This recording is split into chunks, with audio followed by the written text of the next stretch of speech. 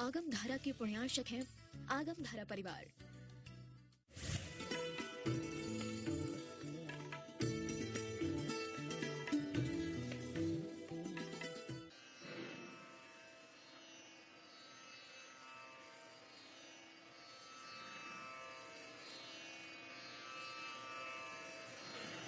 नमो अरिहन्ताणं नमो सिद्धाणं नमो आयर्याणं नमो वज्रायाणं नमो लोय सव्वसाहूणम्।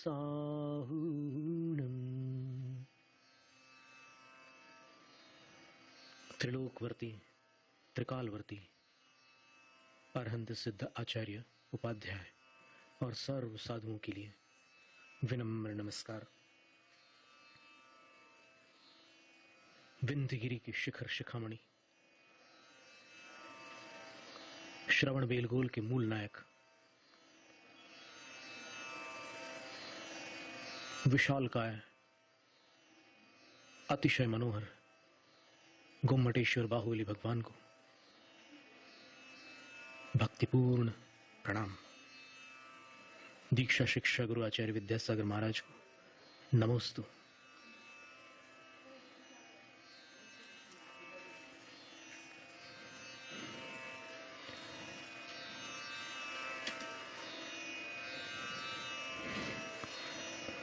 सन 981 में प्रतिष्ठापित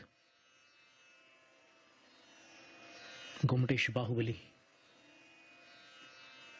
के ऊपर आचार्य नेमिचंद्र सिद्धांत चक्रवर्ती ने एक स्तुति लिखी है।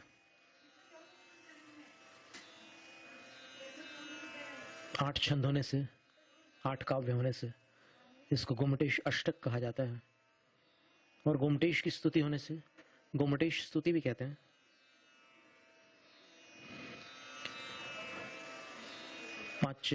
पांच काव्यों के विवेचन माला के उपरांत आज 6ठा काव्य है। उपजाति छंद, प्राकृत भाषा, 11 अक्षर के एक चरण को लेकर ऐसे 4 चरणों वाला एक काव्य। दियंबरोजो नय भी इजुत्तो न चांबरे सत्तमणो विशुद्धो सप्पादि जंतु फुसदो न कंपो तंगोमटेसम प्रणमामि नित्यम्।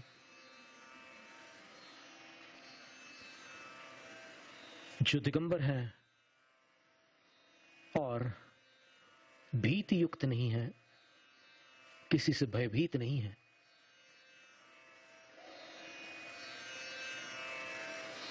जो विशुद्ध है और वस्त्र के प्रति आसक्त मना नहीं है, अर्थात जिनको वस्त्रों के प्रति कोई लगाव नहीं है, जो सर्पादिक जंतुओं से स्पर्श को प्राप्त हो रहे हैं, अर्थात सांप, बिच्छू, गिरगिट और अन्य भी अनेक प्रकार के वन्य जीव जंतु जिनको छू रहे हैं, लेकिन तो भी न कंपो, वो अकंप है, उनके अंदर कोई कपकपी नहीं है, निष्कंप है। उन गोमटेश को मैं आचार्य नेमिचंद्र सिद्धांत चक्रवर्ती नित्यम प्रणमामि, नित्य प्रणाम करता हूं। दिगंबरो यो न च भीति युक्तो न चांबरे सक्त मना विशुद्ध सर्पादि जंतु स्पृष्टो न कंपस तं गोमटेशं प्रणमामि नित्यम्।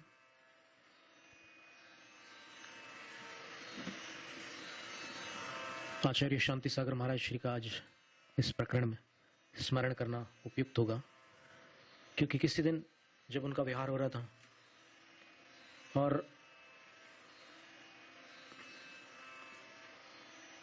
कहीं उनको रात्रि में ठहरना पड़ा, तब एक मुसलमान भाई ने एक शेर पढ़ करके आचार्य श्री की खिदमत में पेश किया था। तने और यानी से बेहतर नहीं कोई लिबास, ये वो जामा है जिसका नहीं उल्टा सीधा। यानी बालक जैसे निर्विकार दिगंबर रूप से बढ़ करके साधु का कोई दूसरा भेष नहीं हो सकता, क्योंकि ये वो जामा है, ये वो यूनिफॉर्म है, ये वो परिधान है जिसका नहीं उल्टा सीधा। बाकी वस्त्रों को पहनते हैं तो कभी उल्टा पहन लेते हैं, कभी बटन ऊपर नीचे लग जाते हैं, कभी दायां बायां उल्टा सीधा हो जाता है, लेकिन ये साधु की मुद्रा वो मुद्रा है जिसमें कुछ उल्टा सीधा हो नहीं सकता। और दिक अंबर इन दो शब्दों से मिलकर दिशः एव अंबराणि यस्य सह दिगंबरः, ऐसी व्युत्पत्ति होती है व्याकरण में, बहुब्रीहि समास बनता है। दिशाएं ही हैं वस्त्र जिनके लिए, उन्हें दिगंबर कहते हैं। और ये दिगंबरत्व पशुओं के नग्नत्व से और किसी दंडित मनुष्य के निर्वस्त्र पने से भिन्न है। ये अंदर की बड़ी तैयारी के साथ, बड़ी परिपक्वता के साथ धारण की जाने वाली मुद्रा है। सब वेशों को उतार कर निर्वेश हो जाने का नाम ही दिगंबरत्व है। और इसमें मात्र तन के कपड़े नहीं उतरते, मन के भी कपड़े उतर जाते हैं। मन में जो विकारों के आवरण हैं वो हट जाते हैं और भीतर एक निर्मलता आ जाती है।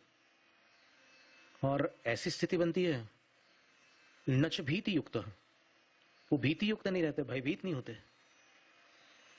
यदि कोई अपराधी है, कपड़े उतार दिया जाए, उसको दंडित किया जाए, तो डरता है वो शरीर को ढांकने की कोशिश करता है, छुपाने की कोशिश करता है। लेकिन यहां पर विकार नहीं है, पाप नहीं है, इसलिए कुछ भी छुपाना शेष नहीं रह जाता। विकारी नग्नता निंदनीय मानी जाती है और निर्विकार नग्नता पूजनीय मानी जाती है। तो ऐसा दिगंबर रूप है जिनका, और नच्छांबरे सक्त मना, और वस्त्रों के प्रति जिनका मन आसक्त नहीं है, वस्त्र बिना चैन न पड़े, वो स्थिति बहुत दूर छूट चुकी है। दिगंबरत्व आ चुका है और दिगंबरत्व के साथ निर्विकारपना भी प्रकट हुआ है। और निर्विकारपना वो अंतरंग और बहिरंग ब्रह्मचर्य का परिणाम है। ऐसा नहीं है कि बाहुबली स्वामी ने संसार के भौतिक सुखों को न चखा हो। धर्म, अर्थ, काम और मोक्ष चारों पुरुषार्थ करने वाले ये महामना बाहुबली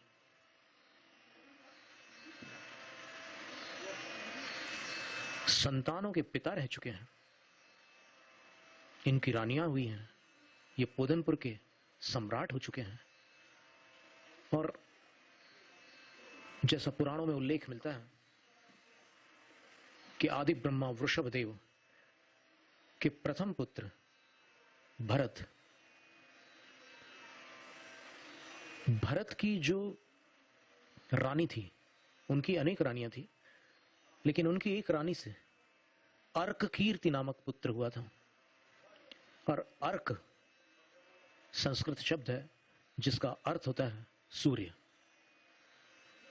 इसलिए भरत का वंश सूर्य वंश हुआ।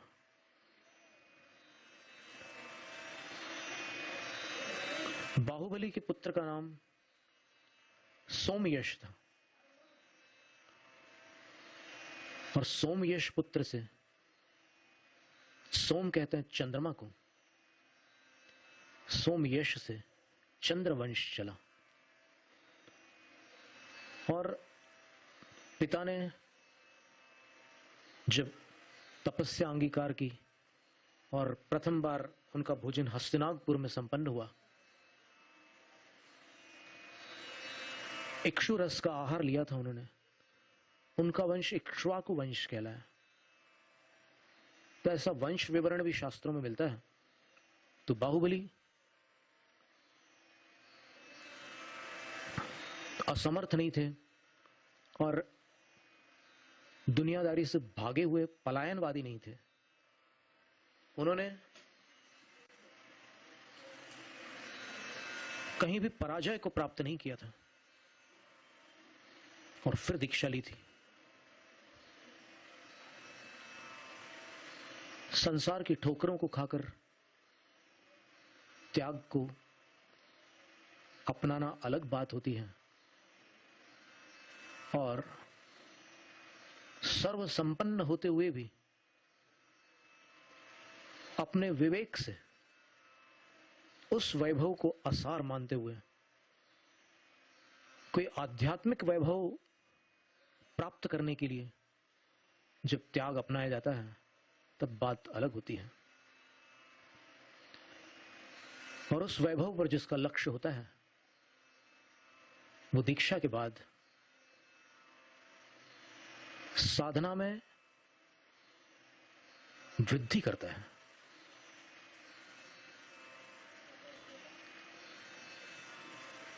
वो दीक्षा के बाद के आकर्षण, दीक्षा के पहले तो दुनियादारी के आकर्षण होते हैं, लेकिन दीक्षा के बाद के कुछ आकर्षण होते हैं जिस पर किसी कवि ने एक दोहा लिखा है। कंचन तजना सहज है, सहज त्रिया का नेह, मान बढ़ाई ईर्षा दुर्लभ तजनी जे है। पुरानी भाषा इसका अर्थ होता है कि कंचन अर्थात स्वर्ण का त्याग सहज है। वैरागी के लिए कोई बड़ी बात नहीं है, सोने का त्याग कर दे, स्वर्ण का त्याग कर दे। सहज त्रिया का नेह है, और स्त्री के स्नेह को भी वैरागी ठुकरा सकता है, उसके लिए सहज बात है। लेकिन मान बढ़ाई और ईर्ष्या, इनका त्याग दुर्लभ होता है। तो दीक्षा के बाद के आकर्षण जो उस लक्ष्य के प्रति स्थिर चित्त होते हैं, जो स्थित प्रज्ञ होते हैं, जो अनासक्त योगी होते हैं,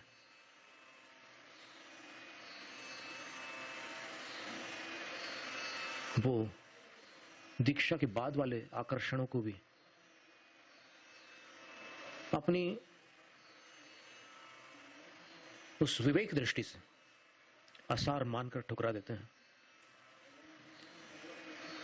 एक उदाहरण, मान लो हमें कोई कविता मिल गई किसी और की लिखी हुई, और वो कविता हमें पसंद आ गई, और उस कविता का कोई दावेदार नहीं है। यदि अंदर में प्रलोभन उत्पन्न हो जाए कि छोटी सी तो कविता है, यदि अपने नाम से छप जाए, कार्ड बट जाए, सब जगह लग जाए मंदिरों में, तो क्या नुकसान है? ऐसा यदि विकार आ गया मन में, तो फिर जिसकी प्रज्ञा स्थिर है, जो तत्ववेत्ता है और जिसका ज्ञान परिपक्व है, उसके सामने ये स्थिति नहीं आ पाएगी। और यदि ऐसा कोई प्रसंग बन भी जाए तो फिर उसकी अंतरात्मा यही कहेगी कि किसी के ज्ञान की इतनी सी चोरी करके मैं अपने अंदर से उत्पन्न होने वाले अनंत ज्ञान को, केवल ज्ञान को, क्षायी ज्ञान को, अतीन्द्रिय ज्ञान को, अलौकिक ज्ञान को क्यों रोकूं?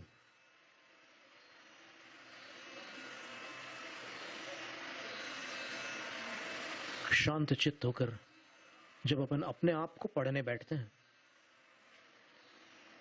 तब पता चलता है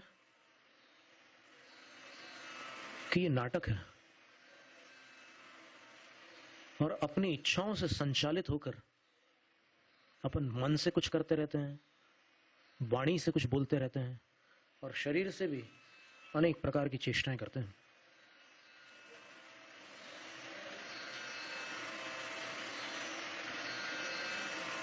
कौन सी वस्तु मेरी पूर्ति कर सकती है?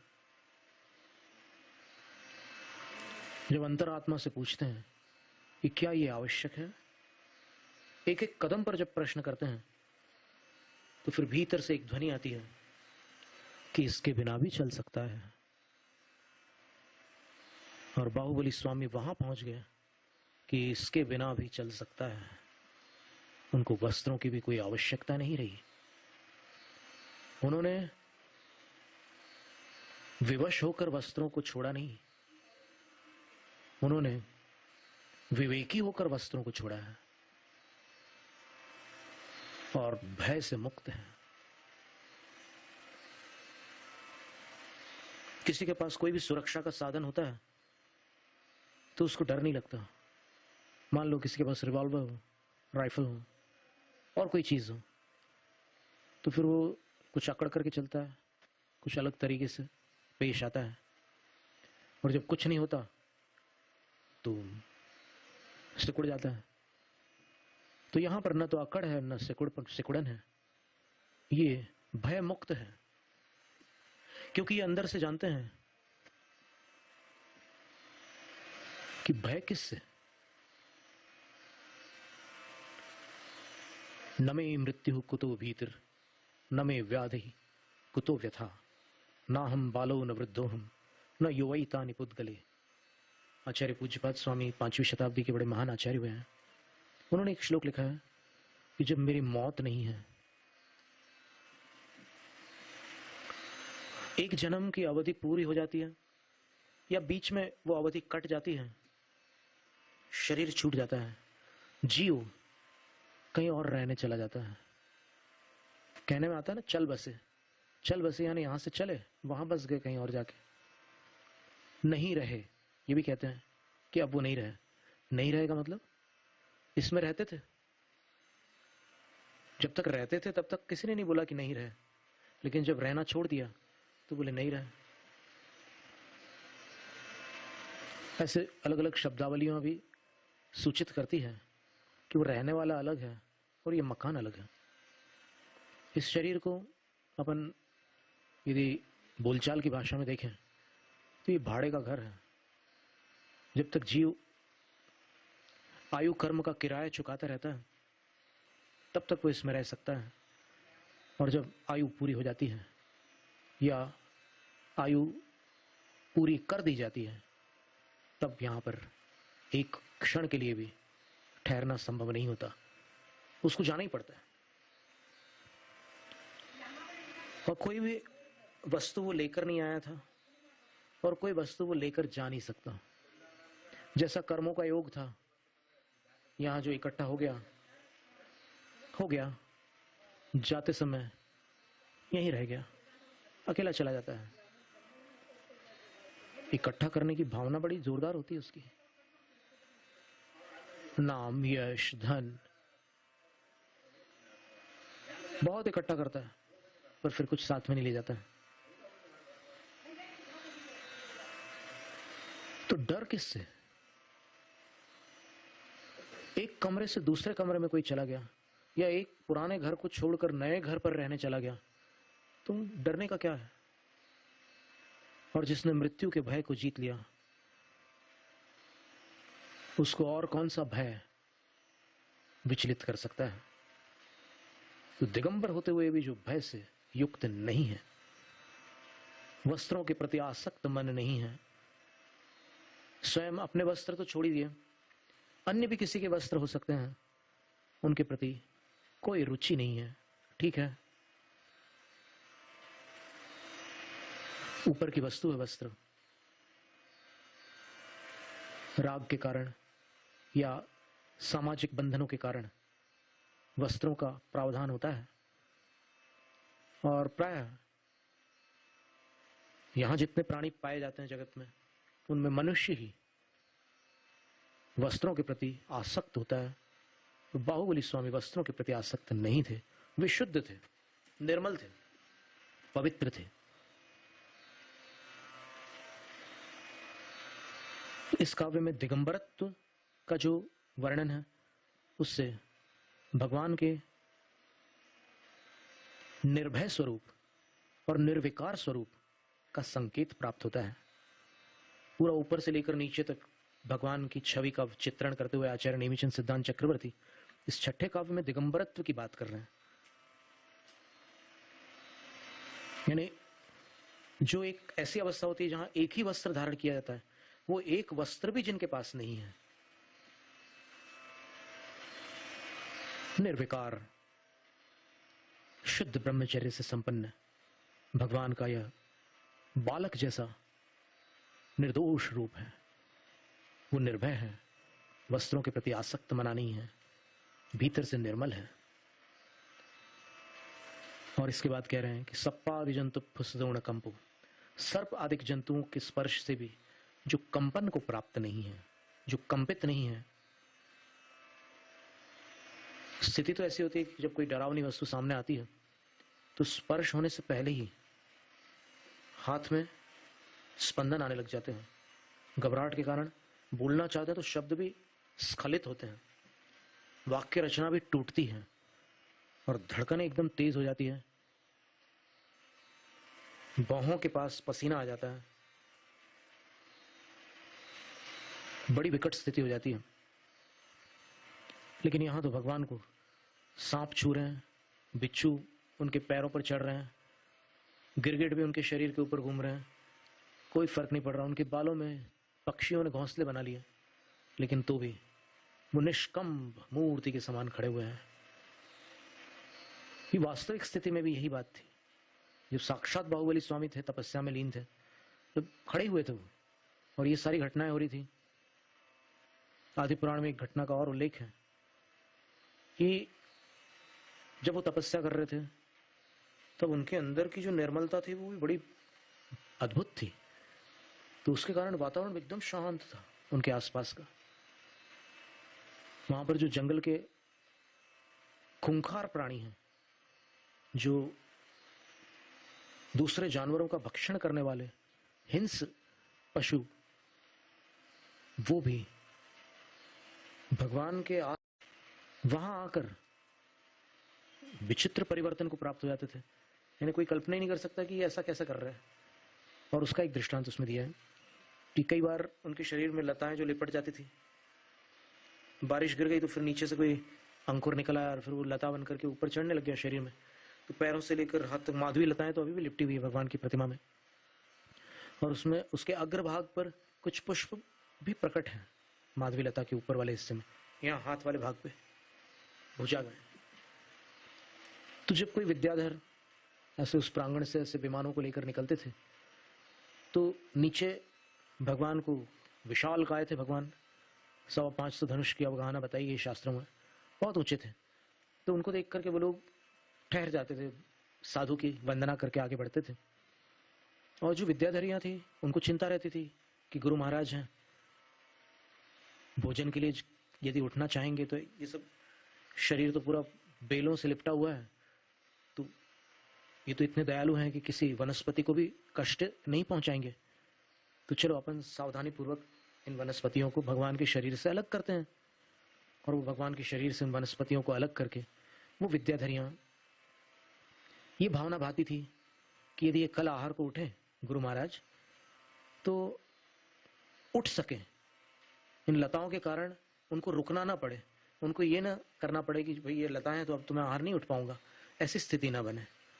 तो वो हटा दिया करती थी।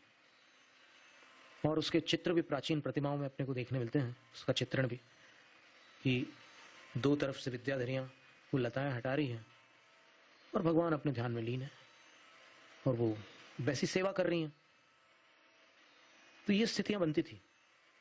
अब हुआ क्या कि एक बार जब वो विद्याधरियां वहां पर पहुंचते हैं तो वहां पहुंचने पर ऐसा हो गया कि क्या देखते हैं कि एक शेर धीमे धीमे आगे बढ़ रहा था, मानो उसको कोई शिकार प्राप्त हो गया हो।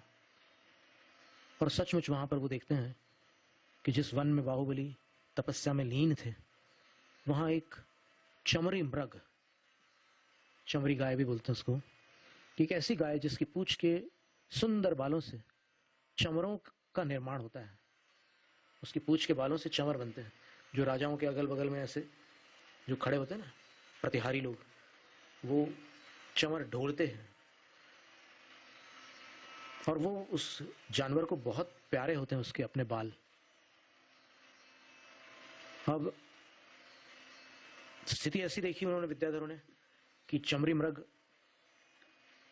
अपने पूंछ के बालों को देख रहा था और उसमें उसके बाल बड़े लंबे लंबे और मुलायम होते हैं, तो कई बार कांटे वाटे उलझ जाते हैं, तो उसमें जो उलझे हुए कांटे थे उनको निकालने की चेष्टा कर रहा था वो चमरी मृग। और निकालते निकालते वो अपने मुंह से निकालना चाहता था, तो कांटे मुंह में लग जाते थे, तो थोड़े रक्त की बूंदें आ रही थी और वो गंध उसको आ रही थी शेर को।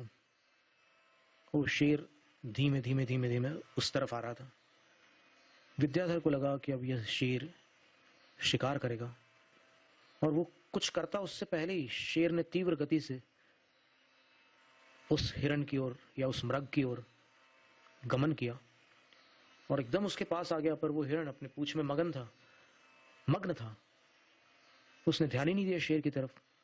लेकिन शेर वहां पास में आकर के क्या करता है, उस पर आक्रमण नहीं करता, उस पर वार नहीं करता अपने पंजों और नाखूनों से, अपने दांतों से उसकी गर्दन को पकड़ता नहीं, बल्कि उसके पास आकर के धीरे से उसके पूंछ के बालों में फंसे हुए कांटों को अपने पंजे के भीतर के नाखून थोड़े से खोल करके अलग करता है। जब वो कांटे अलग हो जाते हैं, वो हिरण बिल्कुल प्रसन्न हो जाता है। होता ही है, किसी भी प्राणी को अगर कोई तकलीफ हो और दूर हो जाए तो उसको राहत मिलती है, तो वो जो चमड़ी मृग है वो बड़ा संतुष्ट होता है। फिर वो आपस में जो भी बर्ताव करते हैं उसको देख करके वो विद्याधर बड़े आश्चर्यचकित थे। वो विद्याओं के उदाहरण करने वाले मनुष्य, विमानों में जाने वाले और अनेक प्रकार से सिद्धियों को प्राप्त करके अपना यापन करने वाले विद्याधर उस दृश्य को देख करके विचार करता है, ये क्या बात है, ऐसा कैसे संभव है।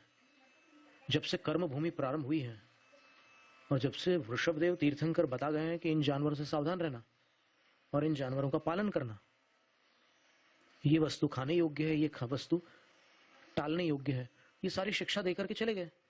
लेकिन ये तो बड़े आश्चर्य की बात है कि ये प्राणी जो खून और मांस पर जीने वाला है, वो इस चमड़े मृग के प्रति मैत्री भाव को प्राप्त हो गया।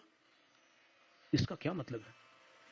वो अचंभित थे और सोचते हैं कि चलो अपन देखते हैं क्या आसपास कोई ऐसा चमत्कार तो नहीं है यहाँ पर। और वहां जब वो आगे बढ़ते हैं तो उनको भी बड़ा शांत महसूस होता है, शांति का अनुभव होता है। और फिर इधर उधर देखते देखते वो उस स्थान पर पहुंचते हैं। विद्याधरी की तो भावना ये थी कि वो मुनिराज के दर्शन करें, लेकिन ये कभी कभी ऐसे भी लोग आ जाते थे कि जिनको पता ही नहीं था कि यहाँ पर मुनिराज हैं क्या है। कभी वन में उतर गए और फिर थोड़ा विश्राम करके आगे बढ़ गए। तो जब देख रहे थे तो अकस्मात उनका ध्यान उस ओर गया जहां पर वो कायोत्सर्ग मुद्रा में खड़े हुए, उद्ध कायोत्सर्ग मुद्रा में दोनों चरणों के बीच उनकी अपनी 4 अंगुल प्रमाण फासला है, अंतराल है। दोनों भुजाएं नीचे की ओर लटकी हुई है, दृष्टि सहज,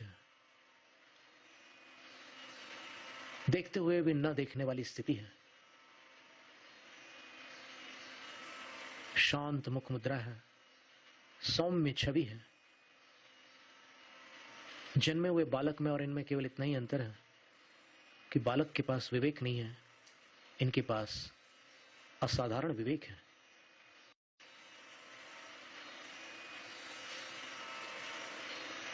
निर्विकार शांत छवि को देखकर और उस छवि से लिपटी हुई लताओं को, बेलों को देखकर और चरणों के पास जो बामियां बनी हुई है चींटियों की, दीमक की, उसको देखकर और उस बामी में रहने वाले सर्पों को देखकर और शरीर पर चढ़े हुए बिच्छुओं को, गिरगिटों को, छिपकलियों को और अन्य जो सेंटिपीड्स वगैरह होते हैं, कान खजूरे वगैरह, उन सबको देखकर पल भर के लिए तो वो भयभीत हो जाता है, ये ऐसी तपस्या करने वाली कौन है।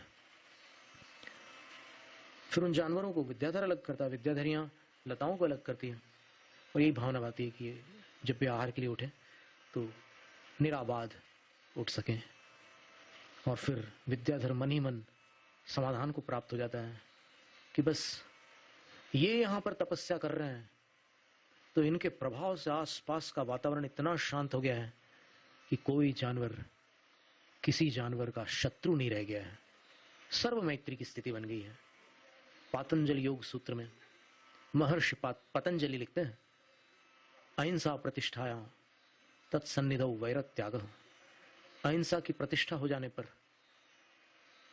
तत्सन्निधौ, उनकी सन्निधि में, अर्थात जिन्होंने अपने भीतर में अहिंसा स्थापित कर ली है, उनके निकट, उनके सानिध्य में वैरत्यागः, कोई भी प्राणी चला है तो उसके वैर भाव का वो त्याग कर देता है।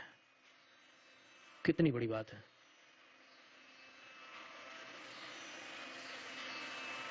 लोग मंदिरों में पाप करते हैं, लोग भाई भाई होकर के भी एक दूसरे के दुश्मन बन जाते हैं, लोग स्वार्थवश मित्र होकर भी शत्रुता बरतते हैं। लेकिन ये वो महामना योगी बाहुबली हैं जिनके पास जाति विरोधी जन्मजात वैर रखने वाले जीव जंतु भी निर्वैर हो जाते हैं। ऐसे बाहुबली स्वामी, उनके लिए मैं नित्य प्रणाम करता हूं। नग्न दिगंबर होकर भी जो नहीं किसी से डरते हैं, जो विशुद्ध है अतः न मन से प्रेम वस्त्र पर करते हैं, जो सर्पादिक के छूने से नहीं तनिक भी कंपित है, सर्वकाल वे गोमटेश प्रभु मेरे द्वारा वंदित है। जय गोमटेश, जैनम जयतु शासनम, जैनम जयतु शासनम, जैनम जयतु शासनम।